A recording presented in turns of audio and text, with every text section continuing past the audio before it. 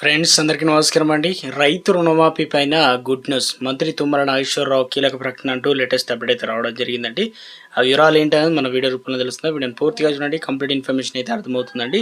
మీలో ఇంకెవరైనా సరే మన ఛానల్ సబ్స్క్రైబ్ చేయకుండా వీడియో వస్తున్నట్లయితే వెంటనే మన ఛానల్ సబ్స్క్రైబ్ చేసుకోండి. అదేవిధంగా లైక్ చేయడం మర్చిపోతున్నారు, దయచేసి లైక్ చేయండి. లైక్ చేయకుండా వివరాలకైతే వెళ్ళిపోదామండి. మనం 2 లక్షల పైబడిన రుణమాఫీపై మంత్రి తుమ్మల నాగేశ్వరరావు గుడ్ న్యూస్ చెప్పారు. రుణమాఫీ ప్రక్రియ ఇంకా ప్రాసెస్లో ఉందని అన్నారు. దసరా తర్వాత 2 లక్షల పైబడిన ఉన్న వాళ్ళపైన సమీక్ష నిర్వహిస్తామని మంత్రి తెలిపారు. గాంధీభవన్లో మంత్రి తుమ్మల నాగేశ్వరరావు ముఖాముఖి కార్యక్రమంలో ఆయన మాట్లాడుతూ మహారాష్ట్ర ఎన్నికల ప్రచారంలో ప్రధాని చేసిన వ్యాఖ్యలు సరికాదన్నారు. 10 నెలల కాలంలో 25,000 కోట్ల రూపాయలు రైతులకు రుణమాఫీ చేశామన్నారు. ఇక ఉద్యోగుల జీతాలు ఇవ్వలేని స్థితికి ఈ రాష్ట్రాన్ని తీసుకొచ్చిందని గత ప్రభుత్వం అని మండిపడ్డారు.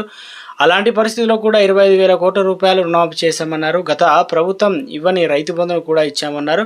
స్వామినాథన్ కమిషన్ నివేదిక కూడా ఎంఎస్సీ పెంపుతో పట్టించుకోలేదని కేంద్రాన్ని ఆగ్రహం వ్యక్తం చేశారు.